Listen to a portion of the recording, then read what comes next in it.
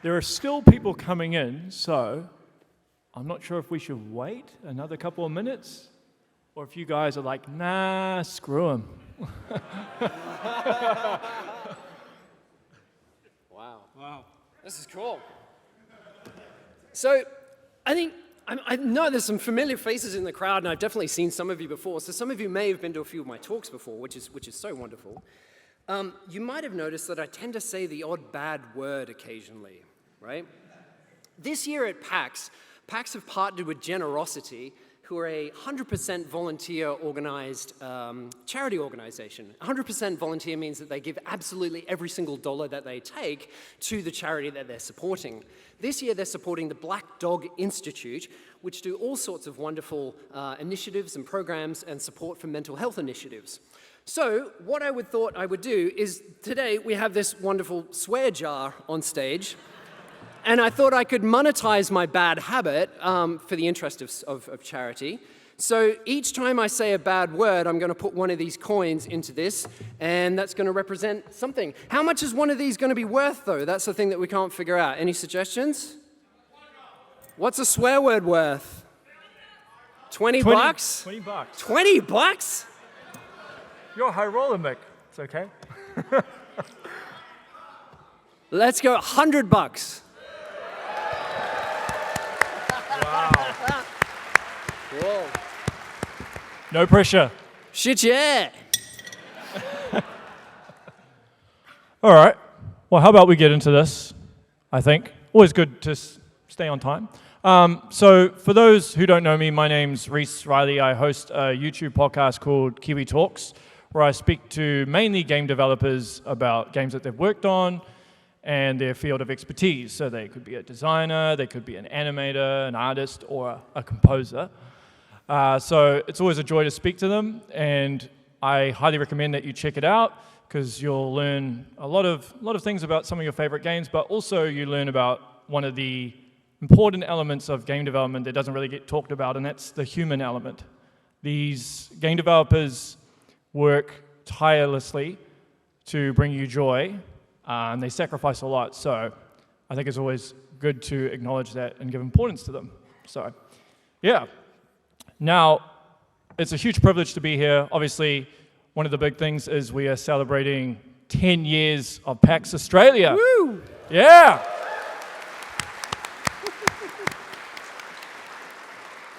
I just want to give thanks to all the people that have kept this running over the last 10 years, because I can tell you I've dabbled in a few events, and trying to organize something of this size is a gargantuan task. So kudos, everybody. So, yeah. Woo! So, is there anybody here who actually doesn't know who this perfect specimen next to me is? I hope not. They're in the wrong talk. Yeah. Totally. So just in case there isn't, so this is the man behind the music behind Doom 2016, Doom Eternal, small little games, Wolfenstein, Killer Instinct, Prey, recently Atomic Heart as well, and the list goes on, but we've got to keep to time, so we'll be here forever if I go through all of it. But it's a huge privilege to have him here. I had the privilege of speaking to Mick a number of years ago. It was one of the most joyous interviews I've done. This man is a genius, yet he's extremely modest, and he's probably feeling uncomfortable right now because of all the praise I'm giving him, but he's a great guy, and it's cool to do this in person. So thank you, Mick. Thank you. Reese has come all the way from New Zealand for this just here for today. So thanks, everybody. Thanks, Reese.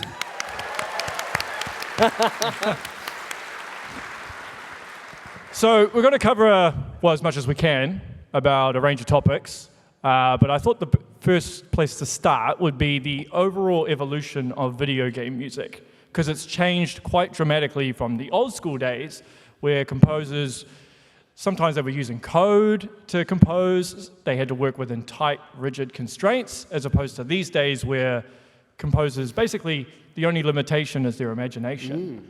But I'm wondering how you feel as a composer of the new age, and whether you take some of those rigid concepts from the old days into your way of thinking. It's interesting. So the history of video game music's really quite fascinating. It's difficult to pin down where it all began, but a lot of people cite Pac-Man as having the first piece of video game music. And it was, you would start the Pac-Man arcade machine, and it would play this tiny little jingle, this sort of right? And that's kind of often cited as the first piece of video game music, which is pretty cool. So, I mean, this can be a broad topic, but I'll try and sort of condense it down and kind of focus more on consoles, home consoles. My introduction to video games happened with the Atari 2600. I don't remember where we got it. I don't remember when we got it. I don't even remember too much about it. I was really, really young. But I remember it sounded like a malfunctioning calculator. It was so abrasive and vicious. And the music and sound effects and things that were written for those games was really, really simplistic. Really, really super basic stuff. It was incredibly difficult to do. So that was my introduction to video games. I grew up in a really small town in central Queensland called Capella. And Capella's a very, very small town. There's 3 streets, and we used to joke that Capella had the 3 Ps, which was a post office, a pub, and a police station. And that's pretty much it. But while we were there was somebody selling a Sega Master System 2 in the newspaper for like $100 with a couple of video games and things that came with it. And so my parents very generously went and bought that for me and my brother to play. And so that was my introduction to sort of like modern video games, I'd say there, was Sega Master System 2. So for me, that was like Alex Kidd. Back in the days when you could buy a console and it came with a free game, right? And you could just turn it on and start playing Alex Kidd. It's fantastic.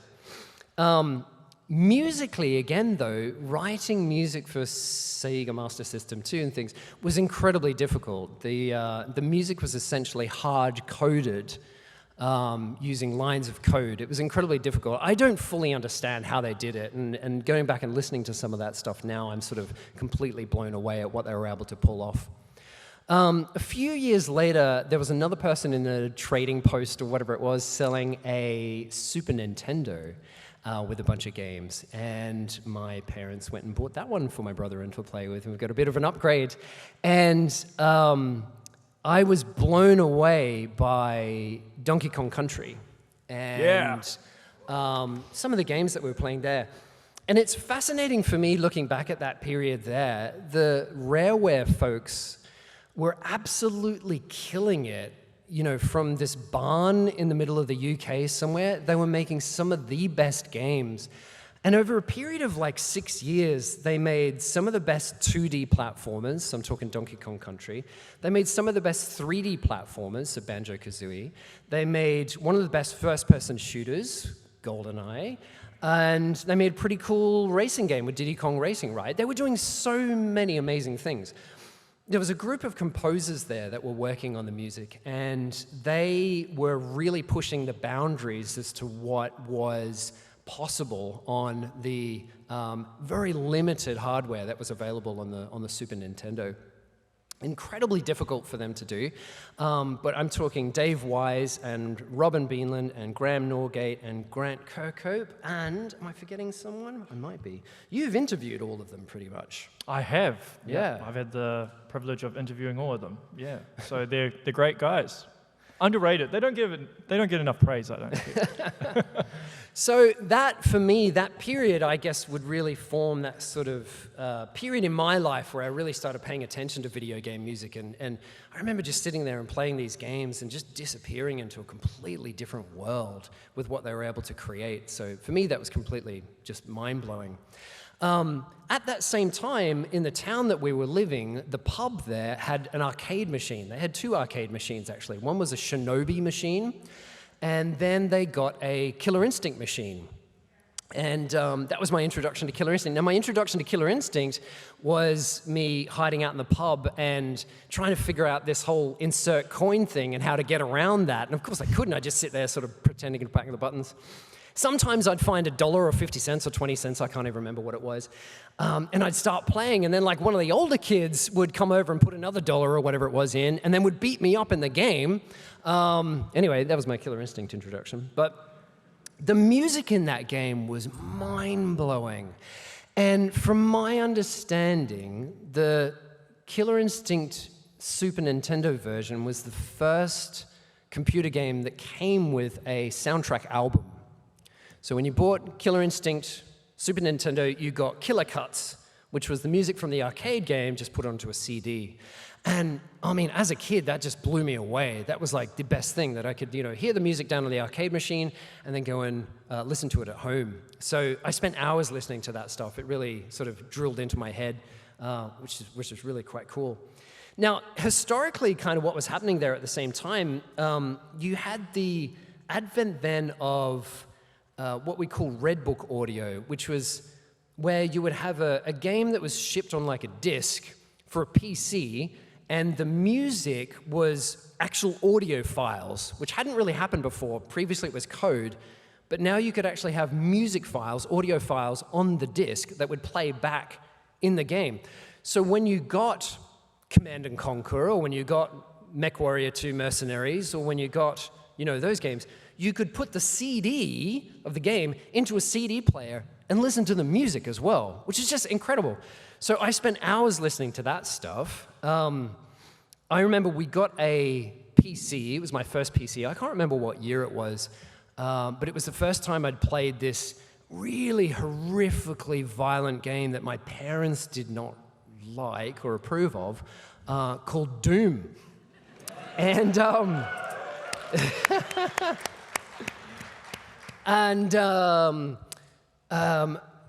for some reason, like, I can still remember the horror of that game. For me, like, just being a young kid playing Doom on a PC with these MIDI file music and this screaming, imps and fireballs and all this sort of stuff was really scary. It was like I'd never experienced something like that ever before. We have a bug. Fucking bug. Anyway.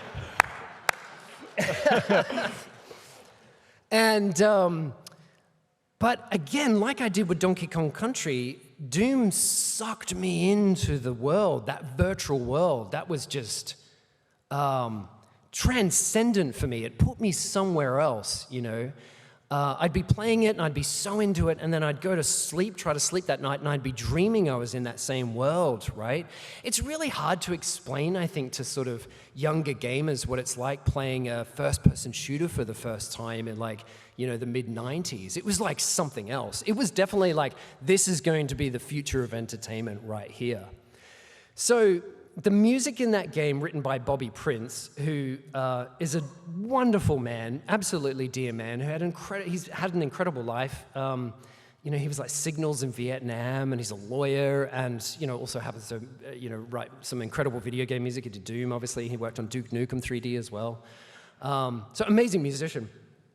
But anyway, the stuff that blew me, like Doom really blew me away, but then a few years later, I remember getting this giant black box at, I think it was a Harvey Norman store or something like that, and it just had this green logo on the front of like a Q, right, with two lines going down through it. And I got that, and I took it home, and I installed Quake 2, and I heard the music in Quake 2, and that there, if I want to pick a moment that was like, that's the point where I decided that's kind of what I wanted to do, it was that. It was hearing Sonic Mayhem's music on Quake 2. That stuff just blew me away. It still sounds like the future. Sasha is his real name, and I've gotten to know him since then a little bit, and he told me when we were sitting in the back of a cab at the Game Awards, of all places, that he did that when he was 21 years old. Wow. That was his first video game job, and he was replacing Trent Reznor, who did Quake 1. So, shout out to Sasha, incredible guy. So anyway, another standouts for me was like when the PlayStation era came along, and now you could absolutely have real audio files on consoles at home. And a real standout for me at the time was the Wipeout soundtrack, which is done by like Cold Storage, and those guys, they used to call. It was this fantastic like drum and bass music. It was absolutely brilliant. So anyway, that's kind of there. Then we had this like turn of the millennia stage. We get around to the 2000s, and all of a sudden games are huge, and you've got these endless budgets, and you can do anything you like. And there was this really wonderful sort of period with games where Kill it. I didn't want to kill it. I didn't. Go away. Where you had scores like Marty and Michael's Halo score, and Mafia, the original Mafia, and all these fantastic games that just had these incredible scores. Jesper Kid with Hitman 2 and stuff like this. And what really stood out to me about all of these games was that each one of their musical scores had an incredibly strong vision.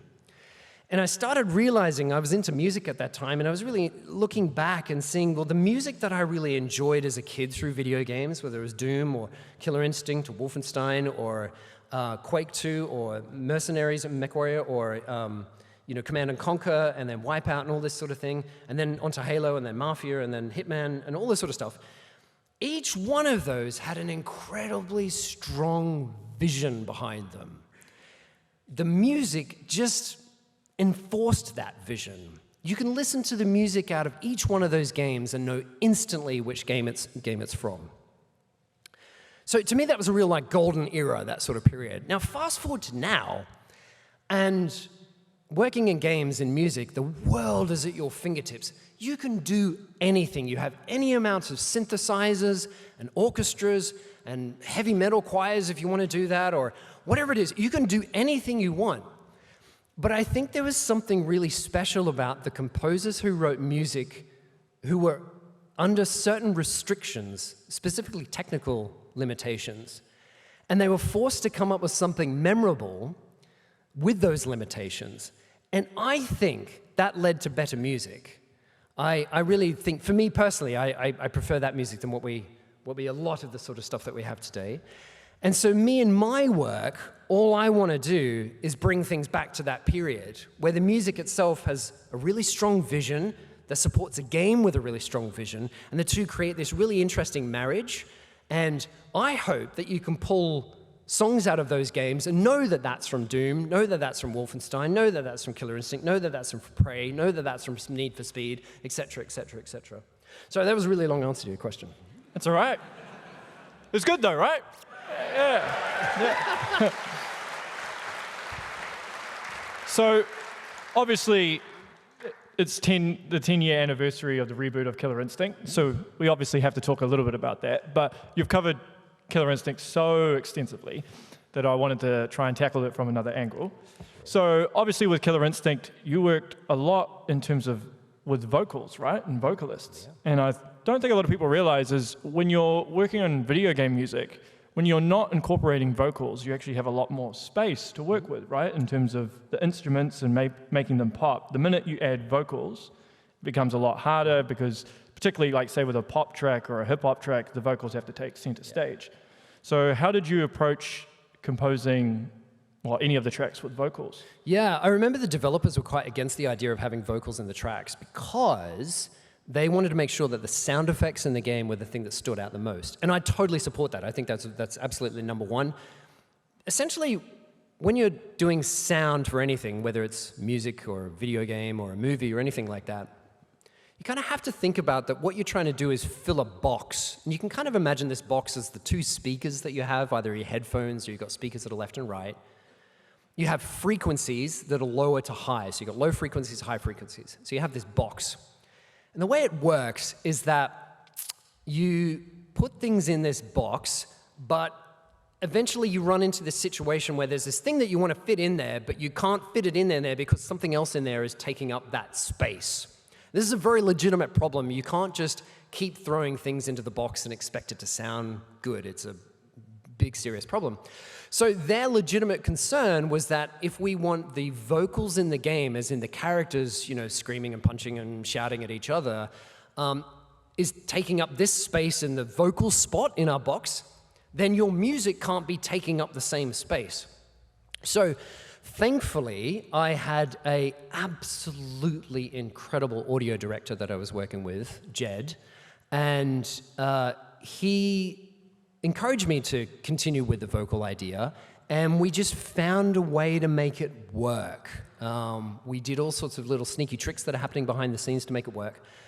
But anyway, I wanted to do it for a couple of reasons. Number one, that original Killer Cuts, Killer Instinct soundtrack that I got as a kid was full of songs that Robin Beanland and Graham Norgate had done that were full of vocals. You know, as a 8-year-old, whatever it was, 9-year-old kid or something like that, it sounded like the music that my parents would listen to on the radio, but it was just like my thing. It was cool, right? It was just the songs.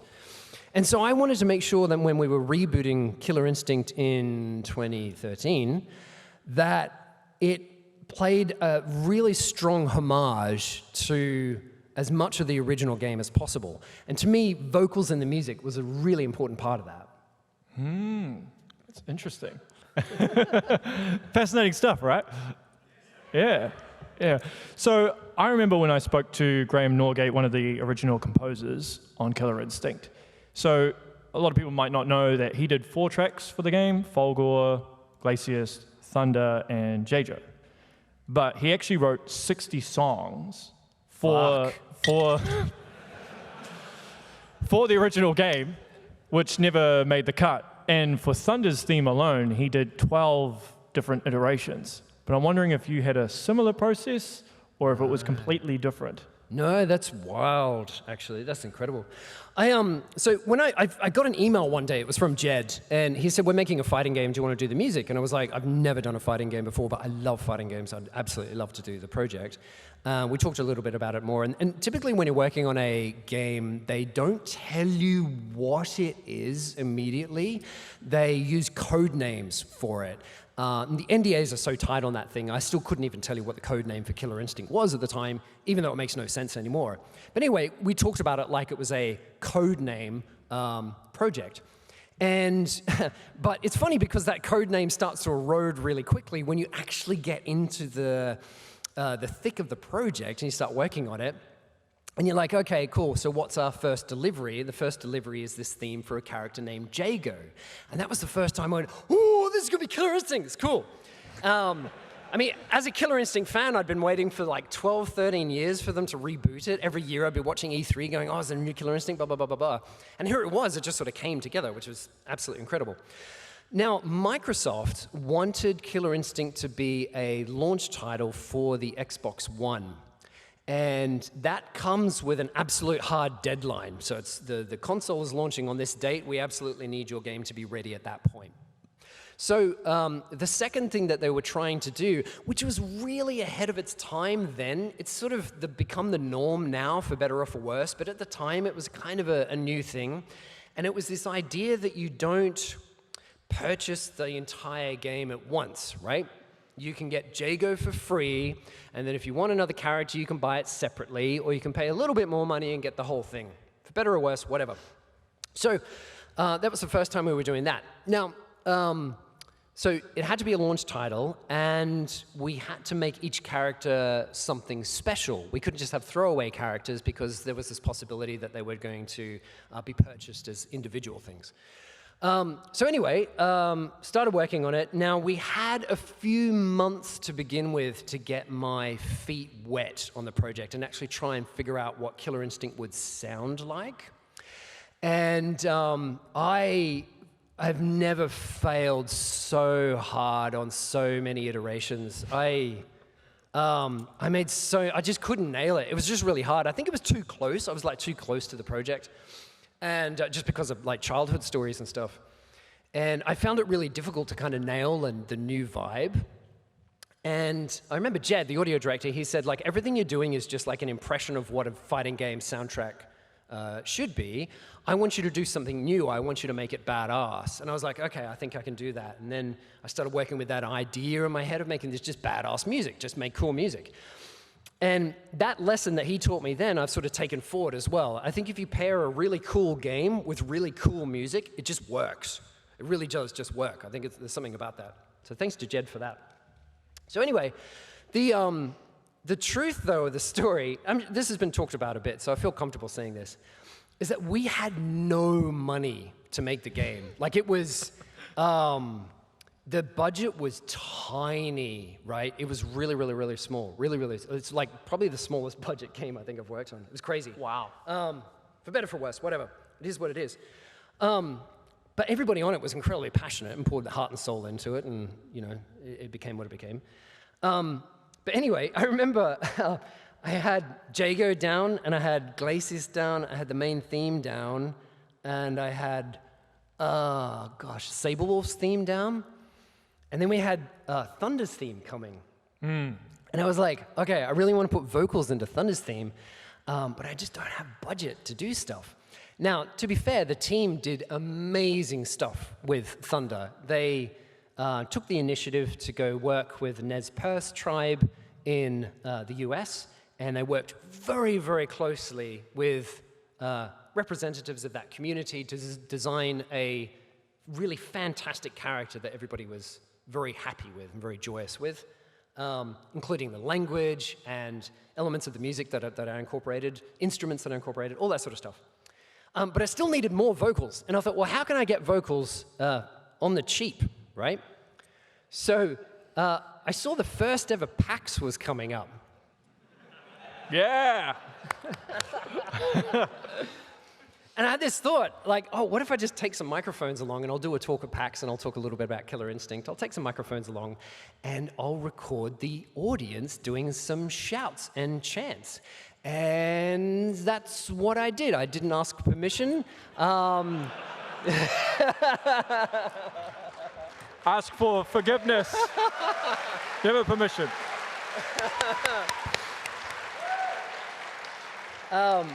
Out of my own curiosity, that was 10 years ago. How many of you came to that session? Oh my God, wow. You were kidding me. Wow, it means so much to me to see that you've all come back again. That's so cool. Thank you so much. So I set up microphones at PAX, and as you folks know, because you were there, we recorded the crowd. Microsoft, then they found out about it. We had a really good handler at Microsoft that essentially let Jed and I be like children in the backyard, and the person at Microsoft occasionally would just like peek over the fence to make sure we hadn't lit anything on fire, and then they'd go back. Thankfully, it didn't cause too much of a thing. But I remember there were so many cool things with that project. One was that Robin Beanland, who still works at Rareware, sent me the original Pro Tools sessions of the recording sessions that they did back in the 90s for the original characters. And he said, we didn't really do too much, don't expect too much from these sessions because, we didn't have any money. And I'm like, wow, what's fucking changed? He told me they recorded the vocals for these characters at the end of a hallway and underneath a giant mattress. It was like their vocal booth and things. But I remember, I've got the Pro Tools sessions at home, and you can go through it, and you can hear those. Like for me, anyway, it's very special. But I can hear those sound effects that I heard as a kid over and over and over and over and over again. I can hear them in the room recording that sound effect, and it is the most special thing for someone like me. That was just so special to have that. But I'd never heard that story about them doing 12 versions for Thunder. I didn't have the time to do that. We had 1 month to do a character by the end of it. So that's right from the design to the initial iterations to the feedback round to the commitment to this is what we're going to do, to the recordings, to the mixing, to the mastering, to the trailer that we do with Maximilian. And then that was it. So it was 1 month, so 4 weeks. And we did this just bang, bang, bang, bang, bang, bang, bang, bang, bang. So I couldn't have done 12 versions. It wouldn't have been possible. One thing I wanted to ask about is main menu themes. Because when you're playing a game, the first thing that you usually see and the first thing you usually hear is the title theme, the main menu theme. I suppose this is a two-part question, but in terms of how you go about composing that, and I suppose in your mind whether you think it's memorable, and in the case of, say, Doom Eternal, you did a remix of Bobby Prince's Opening to Hell, right? The woo-doo-doo-doo. Sorry, I butchered that. Sorry, Bobby Prince. But I'm just wondering what your approach is usually to composing for a main menu theme, and why you chose, I suppose, the Opening to Hell remix for Doom Eternal. That's cool.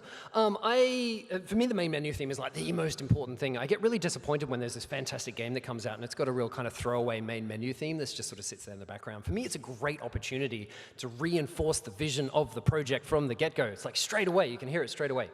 And so it's something that I like to spend a lot of time on. I don't typically like to do them at the start of the project, because at the start of the project, you don't really fully have the solid idea of what the project feels like. You have a bit of a vague impression, but it's not until you've spent, hours and hours and hours and hours and hours and hours on it, and you can really get the feeling of the project under your fingers, sometimes we say. Like you get to the point where intuitively the music that you write is appropriate for the project. So you get to that point. Usually at that point, that's when I like to do the main theme and spend a bit of time on that, getting that really good.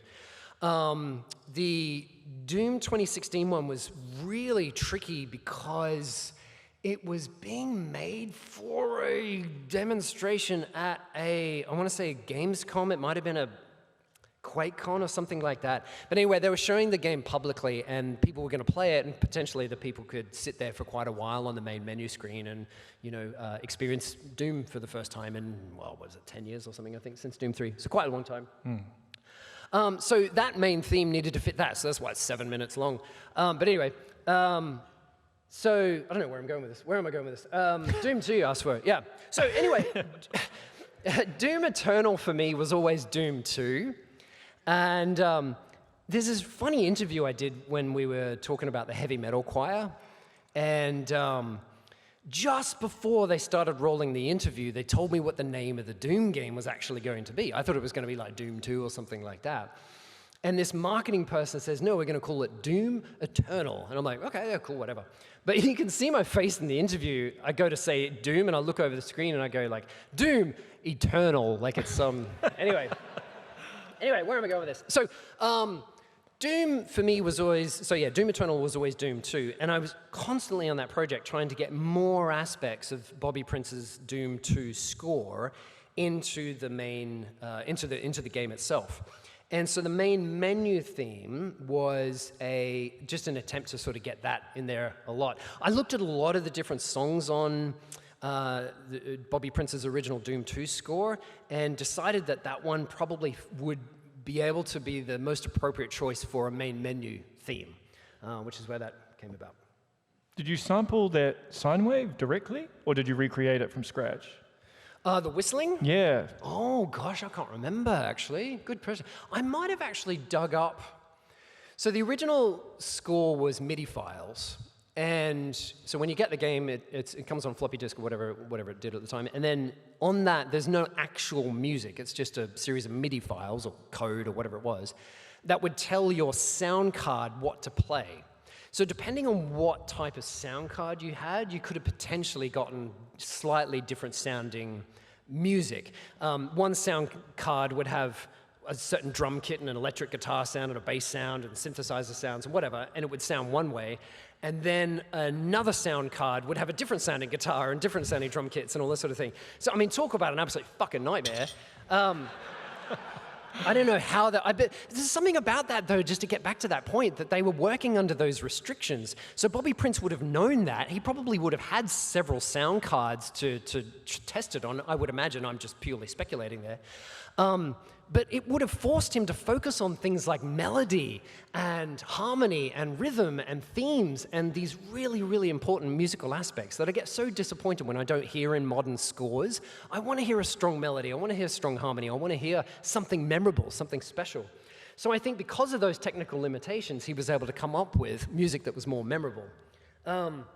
I think I sampled a Sound Blaster 16's whistle sound. Right. And that would have been where that whistle sound came from. Okay. Because I did an interview with Mick a couple of years ago, and you mentioned that you took Spinal's xylophone bones, you sampled that, and you sampled the Cinder's as well, right? Yeah. Is there any other things that you've sampled directly? Oh, a lot of it usually comes out of frustration. Usually I'm kind of sitting there and... So let's think about it, right? You've got this sound card, and it has its electric guitar sound, its drum sound, its bass sound, its synthesizer sounds, etc. The upside of that is that the people manufacturing that sound card had to make sure that the sounds were actually quite good, because the consumer would hear that sound over and over and over and over and over and over again. It's not like now where we have access to literally like terabytes worth of possibilities. Bobby Prince, when he was doing that, would have only had that one guitar sound on that one Sound Blaster or whatever it was. So they had to make sure that the sounds were somewhat passable and quite good. And it's interesting, like you mentioned on the Spinals theme there, I tried to get, if anybody's not familiar with Killer Instinct, it's a fighting game, one of the characters is a skeleton who's a pirate. That's essentially what you need to know for this. So in Robin Beanland's original Spinal theme, there is a really strong xylophone, which I think he was trying to mimic like Bones, like you imagine like the old cartoons where somebody would play, you know, a xylophone, Bones and things like that. But anyway, with all my modern tools, with my like, you know, synthesizers and orchestras and terabytes worth of sounds, I couldn't find anything that was as good as that original Bone sound. So I just took one note of it, threw it in a sampler, and that became the thing there. Well, if it saves time, then Sure. all for it, right? Yeah. Yeah. One thing I wanted to address, because I don't think you can talk about anything creative these days without addressing the elephant in the room, which is AI. Cool. And how do you feel it's going to change the musical landscape? And have you mucked around with any AI tools? Wow, that's an interesting question. Have I mucked around with AI tools? Yes. Which ones? Oh, all sorts of different ones.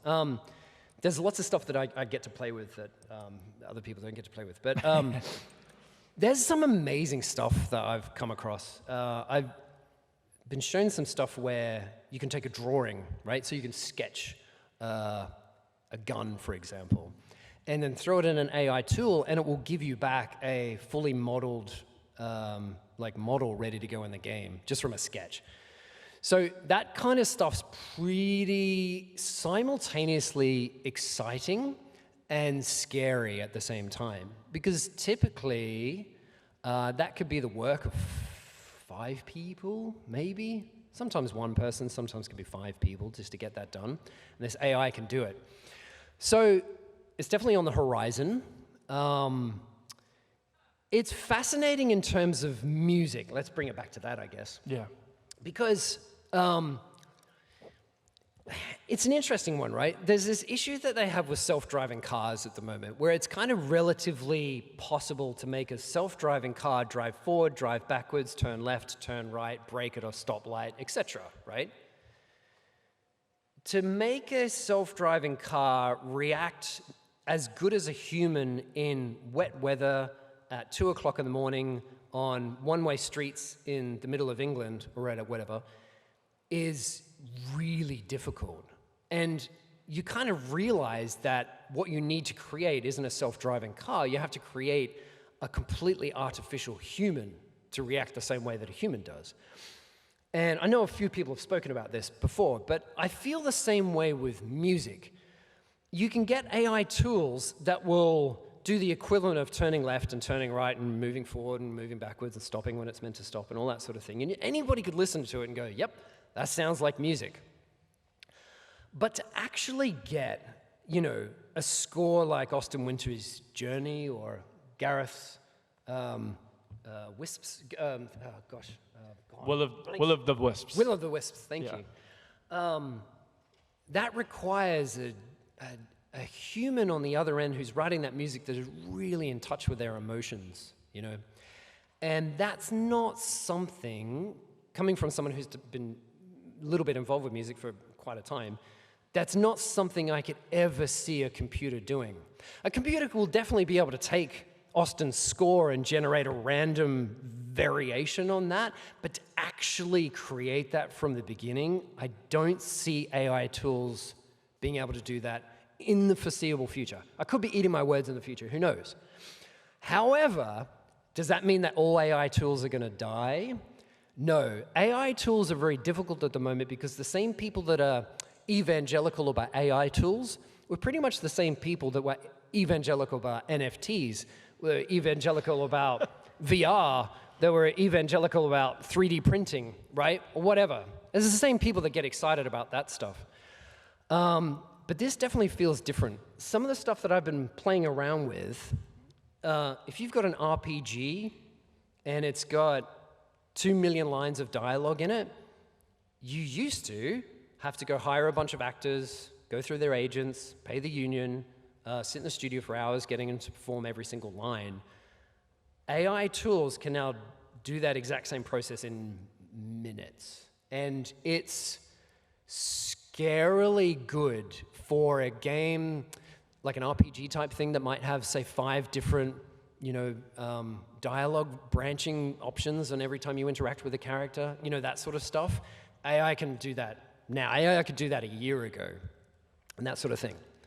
However, there's also people that make games like, my good friends in Sweden, the Machine Games guys that have done the Wolfenstein games, and they hire actors and do motion capture, and the actors that are doing the cutscenes in those games are performing the parts in a very similar setup that you would have seen like James Cameron doing on Avatar, right? They're wearing the suits, they've got all the face tracking things, they're performing, they learn their lines, they have real emotions, they have real tears, they have real shouting, they have real whatever it is that they're doing.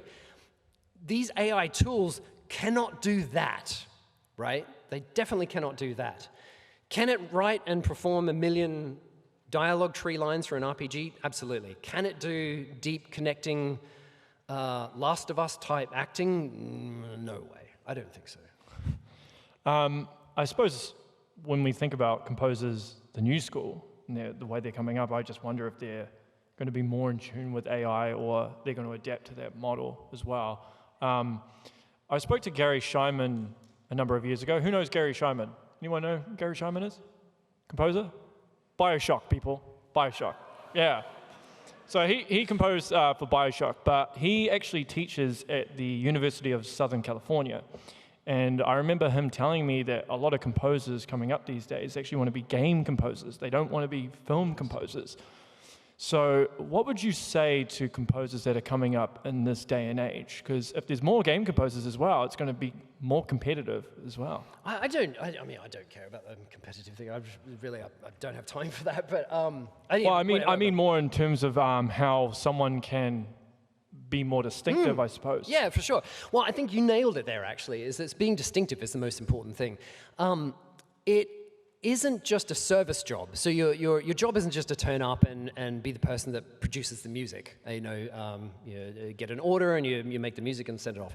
There's definitely people that do that sort of thing, but that's not going to be enough, I think, moving into the future. I think AI will be able to do that sort of thing. Yeah. But coming up with like Gary Scheinman's BioShock score, AI is not going to be able to do that. No, right? not at all. That takes someone who's like incredibly talented and music is his language, right? Music is Gary Scheinman's. I mean, if you listen to the BioShock score, anybody who's played BioShock games will know that music is absolutely stunning. Again, a game with a really strong vision. He is a composer with a really strong vision, and the two married together. It's absolutely fantastic. So any advice for any, one of Gary's students or the younger sort of folks, it's all about trying to come up with your own unique voice, your own unique way of approaching a project. Your job isn't to turn up and do an impression of what you think someone writing music for a video game is. Your job isn't to turn up and just fill an order from the boss or whatever. Your job is to turn up as the musical emotion expert who's going to enhance the project as a whole, take their vision and enhance it as a whole. That's definitely a skill that comes with time. It takes a lot of time. It takes communication skills, talking to people, working with people. It takes, I like to try to say to people, you've got to really fuel your own taste. So you've got to expose yourself to as many different mediums and styles and genres and sounds and ideas and whatever it is, as many different things as pop up. Really broaden your horizons. So you can get really good at saying, I like this, not really like that. I like this, I'm not really like that. That feels appropriate, that doesn't feel appropriate, that feels appropriate, that doesn't feel appropriate. So when you're on a project, you can make a decision that says, this melody works, this melody doesn't. This melody works, this melody doesn't. And by works, what I mean is that it works for the project. It enhances the vision of the project. Oh, wow. Such a science to it, isn't there? Too pretentious. Do you want to swear again? Not yet, but I'm trying to be good. It's actually interesting because Jeffrey Day, that co-composed Atomic Heart, he actually used a program called Moises to help compose it, which basically you upload an MP3 and it separates all the different layers. So it could separate bass, drums, guitar. And he used that to compose the remix stuff of all the Russian songs. I'm wondering if you've ever mucked around with that. Yeah, I've got other tools that are probably better than the AI stuff that I have. It gets real techy, but I've got like great stuff that will go through and apply 5 different algorithms, and then we'll combine the outcome of all of those, so you get something that's like really crisp and clear and fantastic. I love that sort of stuff because I can dig up like old movies, and then I can run the soundtrack for that through it, and you can separate like all the string parts out and the brass parts, but you can also separate all the sound effects out and get the noise tracks and all that. It's incredibly geeky, I'm sorry. But yeah, anyway, there's stuff you can do with it. So you have a little motto, I suppose. You separate an hour a day to listen to any type of music? Yeah, pretty much, yeah. What, do you just go on YouTube and just play anything, or no, Spotify? Yeah, that's a big part of my practice is, when you're doing this stuff all day, you find yourself around music all day, and it can be like the last thing that you want to do at the end of the day is go listen to new music. So I found myself after a while, I wasn't listening to anything new. So I got into a habit of doing just daily practice whenever I wake up in the morning, and I just sit there and we'll listen to music for, it can be half an hour, it can be an hour or something like that. And I'll just browse around, go down through rabbit holes and things like that. It's a good way of kind of waking my ears up in the morning and getting used to like hearing things. It might get me out of bad habits that I find myself sort of navigating towards, and I'll hear somebody else do something different in a situation like that, and I can sort of figure out ways to do it. But it's just part of that creative process for sure. Before we wrap up for Q&A, I am curious, what would be your favorite soundtracks? Other than the ones I've listed already? Yeah, or like a specific one that might stand out. Gosh. I know you had David Wise's bonus level as your ringtone at one point. Oh gosh, one time, hey. I think the one that stood out for me over the last couple of years, just recently, was the Shadow Warrior 3 soundtrack was really cool. I don't know if anybody's heard it, but it's kind of like hip-hop kung fu movie type stuff. But I loved it because it really just nailed the vision of the project. It represented the vision of that. I'm sure everybody can share in this sentiment sometimes. You can very much run into this trap where there's these games that start to feel really samey after a while, and a big part of that is the music. There's no like distinguishable musical identity between these different games. They all just sort of start sounding the same. And so I love when somebody very clearly has been on a very solid creative journey to come up with something that fits the unique vision of that project. And I think Shadow Warrior 3 was kind of cool. That stood out to me, for sure. Okay, cool. And with that, we will wrap up for Q&A. So there should be some mics going around. So ask your best questions. Do we have a microphone? Yeah. Mick's taken time out of his insanely ridiculous busy schedule to be here. It's a pleasure. So, do we have questions? Yeah. Are there microphones around? Down the front? I can always bring one. Oh, you found it? Oh, it's right there? Okay. Okay, there it is. So there's a microphone down the front, so your right-hand side, that should work. Hey, Mick. Hey, man. I was just curious as to what your biggest musical influences were growing up. So like bands or solo artists. I was just curious. Yeah, that's cool. Jimi Hendrix, man. Yes. Nice. Yeah. It's so weird. Like, I still listen to that stuff now, and I'm like, man, what? How the hell did they get that stuff down? You know, like just... A lot of drugs, probably. Quote of the night. Quote of the night. Yeah, totally. It's interesting. So since like 2020, I've been working with a lot of bands doing music production stuff, which I thoroughly love. And it's probably no like, gosh, how do I say this? Holy shit, I might be running myself into trouble here. Drugs are around. I'm like straight edge. I don't touch anything, right? I'm super like, I don't eat animals. I don't drink. I don't drug. I'm like super straight and all that sort of thing. But I've definitely, met people and know people that have a dependency on that sort of stuff and use that sort of stuff and all that sort of thing. And I think the truth of it is it really does get in the way of what you're trying to do. So I think, yeah, of course, there was a lot of drugs running around the 60s and Hendrix and LSD and all that sort of wonderful stuff. But I think even if you strip that stuff away, there's still some amazing, amazing stuff there. So Jimi Hendrix is what I'll say. Thanks for the question, man. Great question. Hey, Mick. Hey. How you going? Apart from I guess what I want to ask is, apart from that very sage advice of practice, practice, practice, what kind of advice would you have to someone who wants to try and attack the areas that they feel they're weak in musically or technically? Yeah, the only skill you need is perseverance. Okay, that's really important. I like that one. Only skill you need is perseverance. Self-assessment is really good. So what am I not good at, right? I know my strengths and I know my weaknesses as well, and I want to make sure I'm working on my weaknesses all the time. It just takes time, just perseverance. Writing music, I can walk in my room sometimes and it's just all there. Everything that comes out is perfect. It fits the game, it sounds cool, it all works, it's unique, it feels great. Other days I walk in and it's like I've never done it before and I'm writhing around on the floor crying. But it's perseverance, it's just sort of just sticking with it. So perseverance is the only skill you need. Thanks for the question. Cheers. Hey Mick, love your work. Personally, one of my favourite songs that you've done is The Partisan that you did for Wolfenstein Old Blood. I'd just like to ask, what inspired you to write that song? I heard it's an adaptation of a World War II resistance song, and what made you want to create what you created using that that idea definitely came from the developers. I think it might have been Jens, who was the creative director, that had the idea of doing The Partisan. And they kind of just let me do with it what I wanted to do. I'm a big fan of Tex Perkins.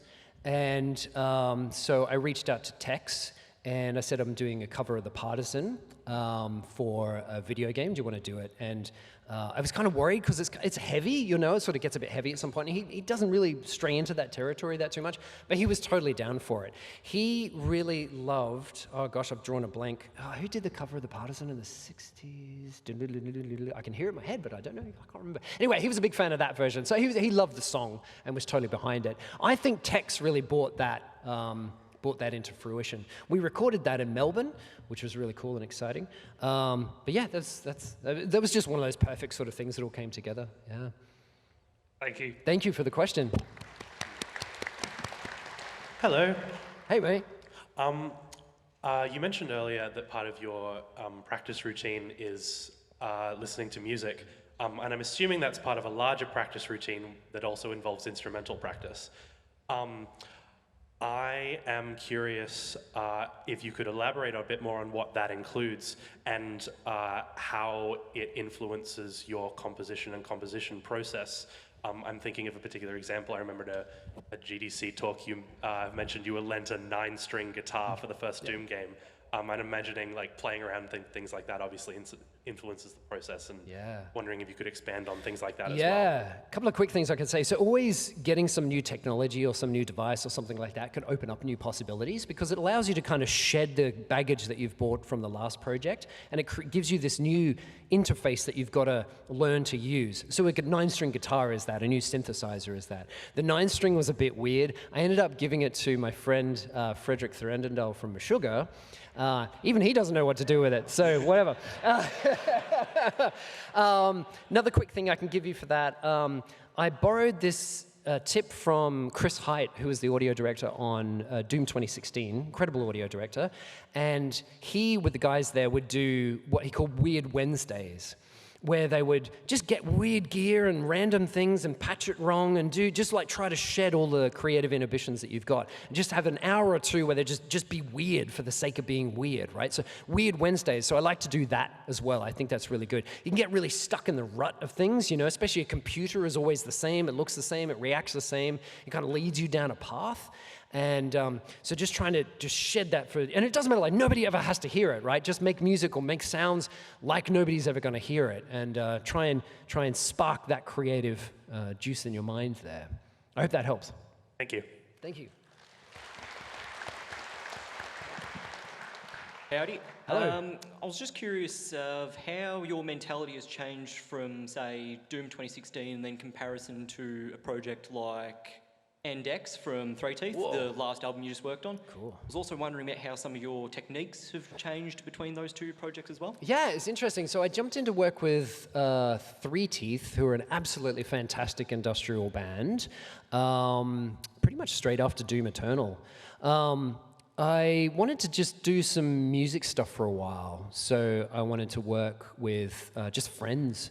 So I worked Bring Me the Horizon and Three Teeth and Motionless in White and Monuments and Gravemind and others that I've totally forgotten, gone on blank on. But anyway, just cool friends, just making cool tunes and just cool music.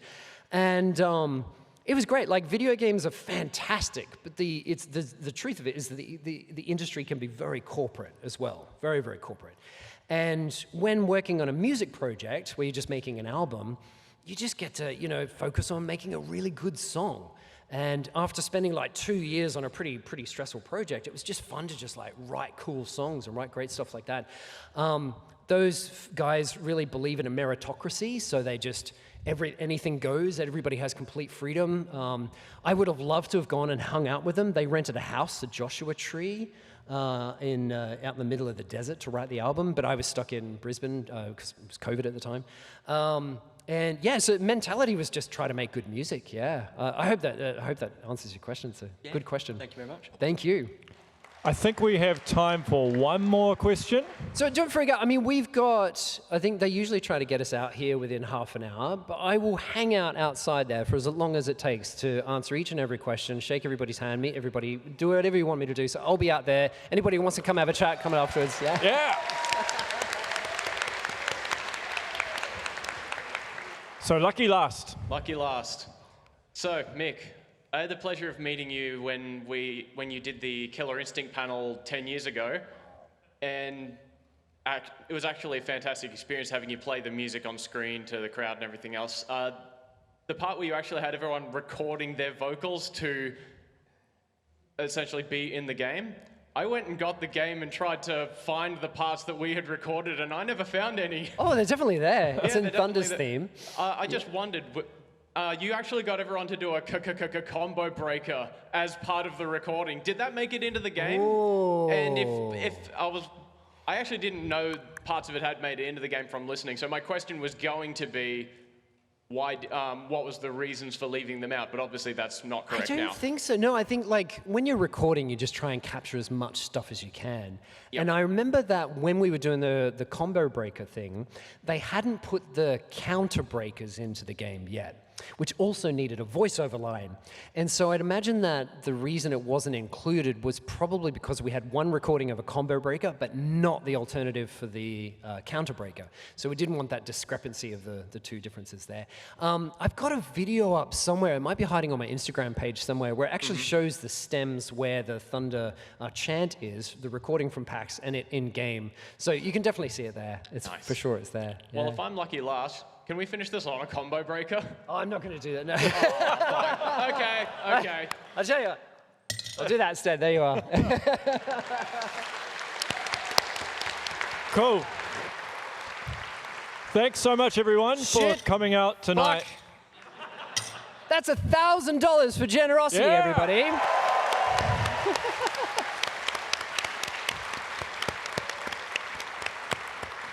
And that is a wrap. Thank you so much for spending your evening with us. Mick will be out somewhere, so you can find him and ask him your questions and get him to sign anything. So yeah, have a safe night. Cheers, everyone. Have a nice PAX, everybody. Thanks, Reese.